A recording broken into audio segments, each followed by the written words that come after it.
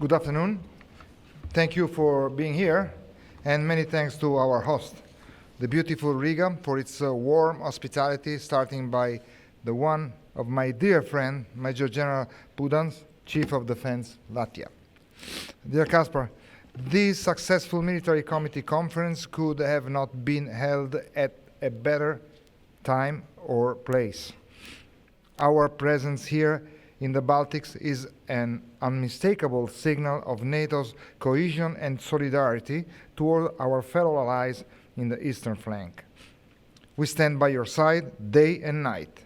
It is also vivid proof of our full resolve against those who want to challenge us or even divide us. Let me commend once again the Allied forces and SECURE for their swift interception and action during the recent continued violation of our airspace. Russian aircraft and drones, on top of the already existing measures, will now find the resolute response of the newly established and already operational Eastern Sentry activity, which further strengthens NATO's ability to react quickly and decisively against this kind of reckless behavior. These events illustrate our readiness to swiftly reinforce any ally that comes under threat. Let me be even more clear. Every threat to NATO's air, land, and sea space will be dealt with a resolute and proportionate response. We are ready. There must be no doubt about it. Our Supreme Allied Commander has all the tools he needs, and we do not seek confrontation, but we will not hesitate to undertake any action deemed necessary for our collective defense. Fortify our eastern flank complements also with our unwavering support for Ukraine. Let me take this opportunity to praise once more the professionalism and determination of the brave soldier of Ukraine, as well as the whole population that is supporting Kyiv's legitimate rights to defend their land. Their fight is our fight, and together with them, we are also learning lessons that are helping a number of allies improving our deterrence, focusing urgent investment in defense, starting from new technologies, but also sensors, weapons, kinetic and non-kinetic tools. Because now, and not later, is the moment to reflect on how much the alliance has achieved or must achieve without delay.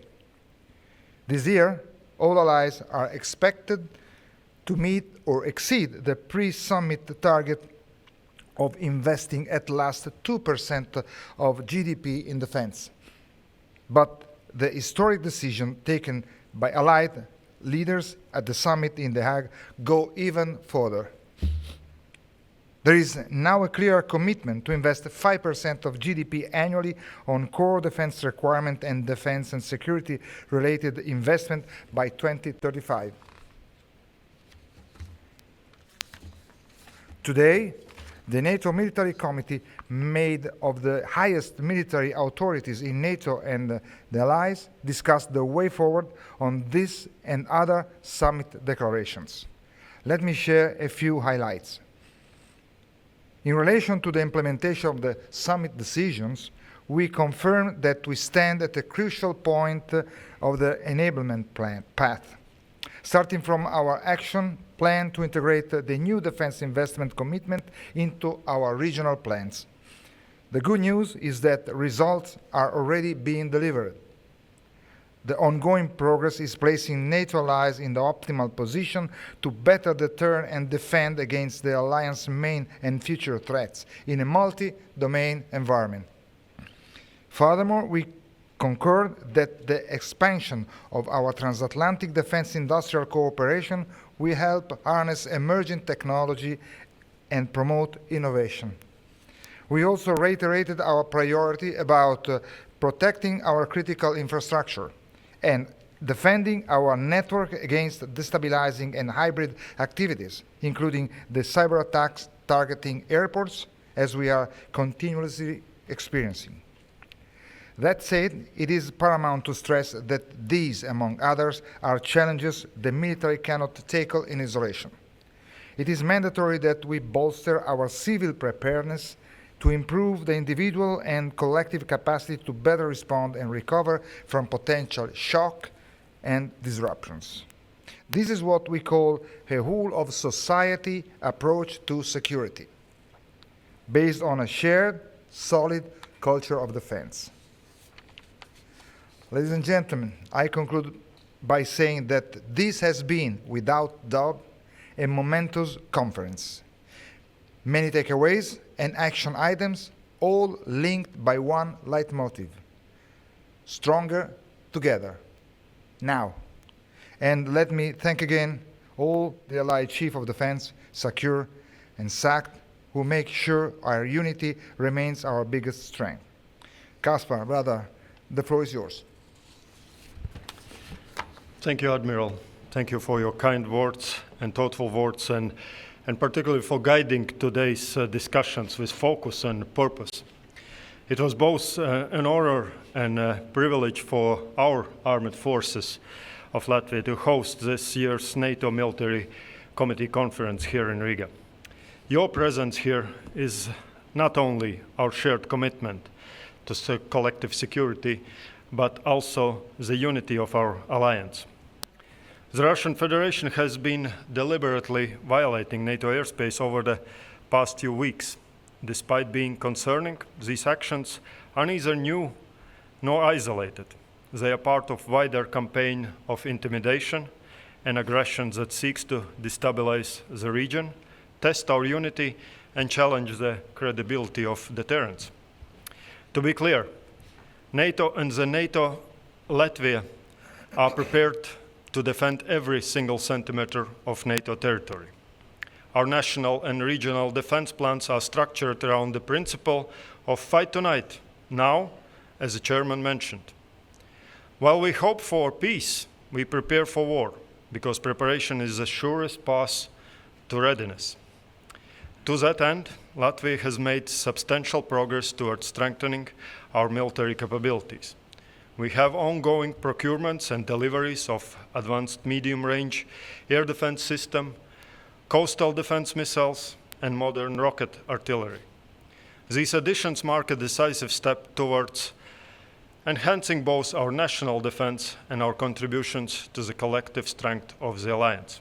Moreover, Latvia has positioned itself as one of the frontrunners in the development and integration of autonomous systems and drone technologies. In today's rapidly evolving battle space, these tools are no longer optional. They serve as the critical enablers of combined arms operations, offering enhanced situation awareness, precision engagement, and operational flexibility. We are also in the process of implementing a layered air defense system, a comprehensive network designed to detect, track, and neutralize hostile multiple forms of detection and interception, creating a robust shield over our territory and our people. Our decisions are grounded in reality. We know that these actions work, because this is precisely what Ukraine has done in their heroic defense against Russian occupation. Ukraine's resilience, innovation, and tactical adaptation has inspired many of us. Latvia will continue to support Ukraine and its defenders in their just and sovereign struggle. As you all heard from Chairman, Russia continues to actively challenge the peace and security of the Euro-Atlantic area and beyond. Its provocations, whether it's through violations of airspace, cyber attacks, or disinformation campaigns, are all deliberate tests of our resolve. Such provocations demand a swift, coordinated, and strategic response. We must continue to strengthen our defense capabilities across land, sea, and air. The credibility of our deterrence lies in our readiness to act decisively across the full spectrum of threats. In response, NATO Eastern Sentry is testament to our collective understanding of these threats and our willingness to meet them head-on. It is a framework that enhances our defensive posture, deepens our cooperation among allies, and sends a clear signal to any adversary that NATO stands united. In concluding, I extend my sincere gratitude to every participant into today's discussion. This conference is reaffirmation of our common purpose, a platform for strategic alignment, and a symbol of steadfast determination to defend the peace and prosperity of our nations. Thank you. Admiral, General, thank you very much. And now the floor is open for question. Yes, please. Your name and agency, please. Aaron Aglitas, Bloomberg News. A question to the Admiral. Given the airspace violations we've seen in Eastern Europe, should we expect the air policing mission to change to an air defense mission in the Baltic states? Well, considering that these events are pretty recent, I mean, all of them are still going into investigation. And of course, we need also to a fundamental point, which is attribution of what happened. Is still, I would say, still premature to try to assess and go so further. I mean, this could be an option, depending on what will be the final assessment on what is trying to be investigated right now. I would say that this could be one of the options, but not the option. Patrick? Thanks. Patrick Tucker from Defense One. Are there, as a result of today's meetings and previous discussions, can you go into any details about additional capabilities that might come from elsewhere, other countries, here to the eastern flank to aid in a air defense or air policing mission as part of Eastern Sentry? Can you say it again, because I what are the? Can you speak to any additional capabilities, pieces of equipment, jets, et cetera, that might come from other NATO members here to the eastern flank as part of Eastern Sentry or a broader air policing or air defense mission? Well, just consider Eastern Sentry is just a brand new operation, which is pretty much following the Baltic Sentry architecture. It is aimed to be first of all, to coordinate all the air policing mission that we are having in this area. So it will be a coordination operation first, and then it will aim to have, I mean, all the eastern and northern flank covered, I mean, protected, with the principal characteristic to be flexible, so to have the whole architecture ready in place and just be able to move wherever it is necessary this or that kind of assets. And again, it is a multi-domain operation which is involving land and air activities, and if we go up further to north, it could be also maritime activities too, just totally integrated in protecting, let's say, 3,500 kilometers of borderline, and that's basically it. It is a growing activity right now. We will have more asset compared to what we had before, but again, the idea is this one: to have flexibility and capability to just move the position of all the assets in the more appropriate way wherever it is necessary, but covering the whole front line. Let's call it this way. I'll have a follow-up after. Yes, my name is Yuris Kaja. I represent the Spanish news agency EFI. And I have two questions. One I think is rather simple. The other one may be a bit difficult. So you take the another one. I take the simple one. No. The polls, or the media are reporting that Poland is sort of saying that we will take down any undesirable flying objects in our territory. We're not going to ask NATO for permission. Does NATO have a unified protocol or policy on rules of engagement in such situations? And did you discuss that? That is my sort of first question. The difficult question is, what you have here, you have all of the top military commanders in NATO in one place, and that happens a couple of times a year, as I understand it, and that's nothing unusual. Next week, the entire military command, global military command structure of the United States is going to gather in one military base in Virginia, I believe, and nobody really knows what that's all about. Are you in some way a bit concerned, or do you know anything about it, or worried? I mean, what's going to happen? I'm sorry, worry about that? What? I'm sorry? About the meeting of all of the top American commanders No. in Quantico, Virginia, next week. That I believe he prefers to be called the Secretary of War has summoned to the U.S. from all over the world. I mean, including probably some of the gentlemen and ladies who are here. Yeah. Okay. First question is about ROEs. I mean, rules of engagement. I mean, NATO has rules of engagement. NATO is, SACEUR, which is the Supreme Allied Commander, has all the tools to face any kind of threat it can happen. I mean, and the reaction, any kind of reaction, is judged upon, what kind of threat is posed. I mean, could be interception, could be just accompany them out of the space, which is something which has been pretty common and happened pretty often. And as far as I remember, when I was shot, again, it was something that happened, some airspace violation, and then intercept, and then just lead them out of our airspace. And that's one action. But again, if they pose a danger, a threat to the alliance, SACEUR has the whole availability of a proportionate response to take. So as far as ROE, we are set, and ROE are kind of a living tool that can evolve as far as the threat is changing in getting, more reactive or less reactive, depending on how is the threat and what we assess the threat is. And the assessment goes up to the pilot. For example, just let me take for example a drone. Whenever they decide to shut it down with the appropriate chain of clearance, they also, for example, take into consideration what is down, what's the debris could cause. It's just part of the process of decision making, which goes from the Supreme Allied Commander up to the pilot in flight. That's basically it.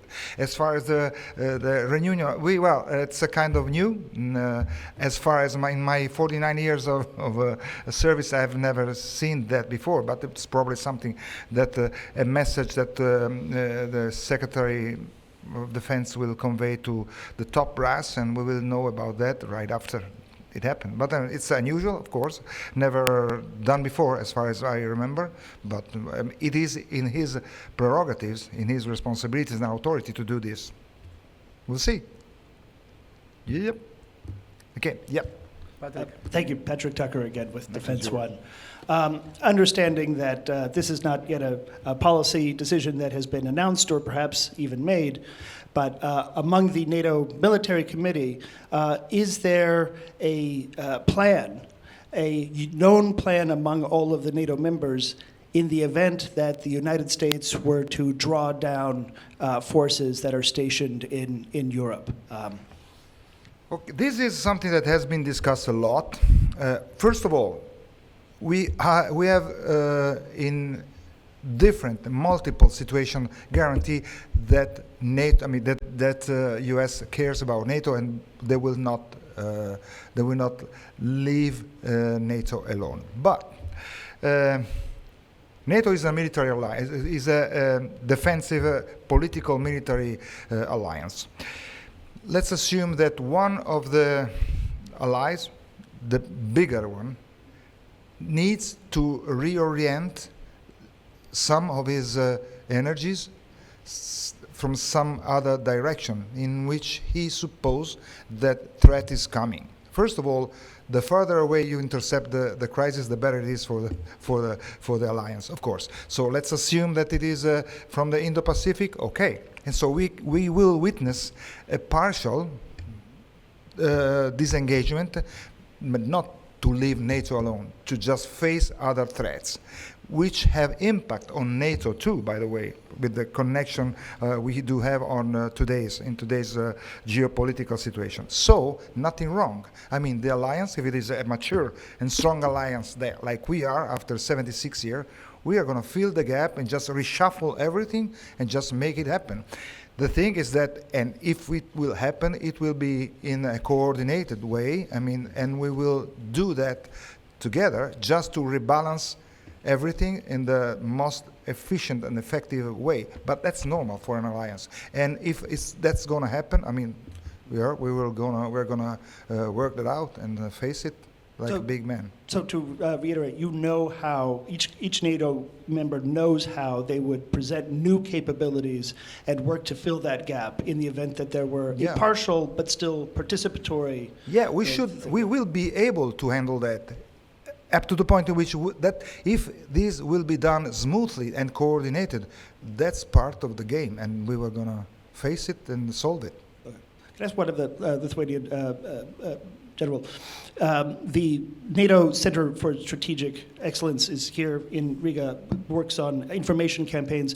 Can you comment at all on what you are anticipating in terms of adversarial disinformation, particularly in the coming months and particularly around the Moldovan election, or just here across the Baltic states in general? The disinformation mean? Disinformation, yes. Yeah, it's something, okay, it's for finally Kaspar. for No, me. Oh, no, either of you, do it, please. do it, please. Final for me, but you will have a chance to comment. But I think this is something not new in this area, and this is something I addressed in my introductory notes, that attempts to disinformation and bringing some uncertainty into our society, particularly dividing our society from us, from institutions, state institutions, probably undermining our capabilities, something we're seeing years already along.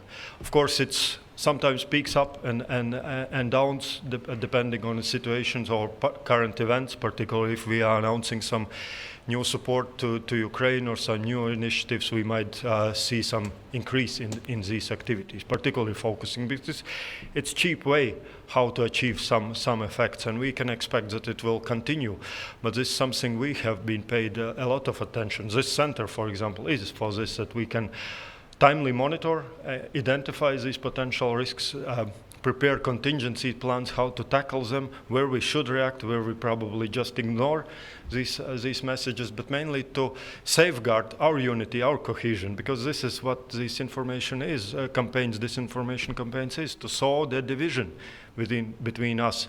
These boundaries, what is on the maps between our countries, in our legislations, in our traditions, is the most vulnerable places. But through the organization, through planning, we dissolving these boundaries into our military operations, but also our societies needs to be much more integrated. And I think we spoke also a lot about resilience of our societies. And this is one part, being resilient against disinformation. And that's what we need to train all into this area. We have time for, yes, please, in the back. Andriusitas, Reuters. I have a question to Admiral Dragone. It's about the European Union wall of drones idea. Is it wise for the European Union to undertake a project like this, the drone wall, or should it be a project of NATO? And more generally, what is needed to protect Europe from drones, from drone incursions? I go? It was for you now. Yeah. Can take it as well.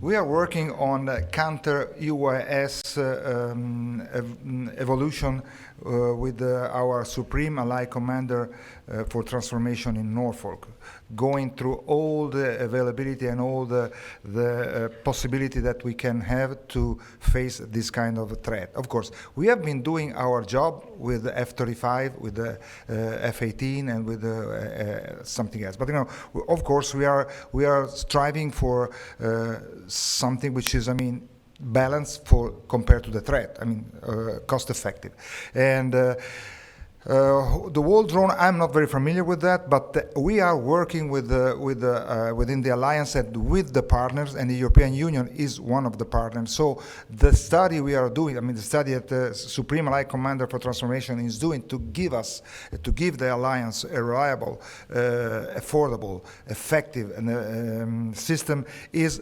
taking into consideration also European Union. Also because consider that European Union has a pretty good leverage and grasp on the industry, on European industry. So that could be a key point in having everybody involved in finding this kind of solution. So basically, we are working. They are working. SACT is working with them, and I think we will find a solution which would be beneficial for all of us. I mean, also because if they take into consideration the NATO eastern flank is pretty much the same that the European Union eastern flank. I mean, we are gonna have a beneficial effect together. Yuris, you have another question? Yep. Please. Yeah, my question is to Major General Pudāns. The media have been reporting, we reported it first already in June, and now the Daily Telegraph picked it up, is that the Estonians are willing to have nuclear-capable F-35s stationed there. Do you, as the head of the armed forces, have a position on whether that would be a good thing to also have nuclear-capable aircraft stationed in Latvia? All our capabilities, what we're developing, is very much focused on being able to host allied troops wherever it's needed into our defense plans or deterrence requirements. Our capability stands there that it is available also for these type of jets being landed here. I think it will bring, of course, quite credible and robust deterrent signal and reassuring signal for our societies. Tactically, we still base or operationally base our advice, collectively made advice on seeing where these kind of assets to be deployed. But from the perspective of reassurance or signaling, that was one of topics over these last couple weeks, and also previously when we are most voicely advocated for increasing our air policing options and increasing our deterrence, and of course Eastern Sentry is something we will have these assets deployed in a region and will be ready to host. Either it's nuclear capable or others, if multi-role, it's most what we need here to demonstrate our resolve. Thank you. Ladies and gentlemen, thank you very much for attending this press conference. This concludes this meeting, and see you soon. Thank you very much. Thank you. Thank you.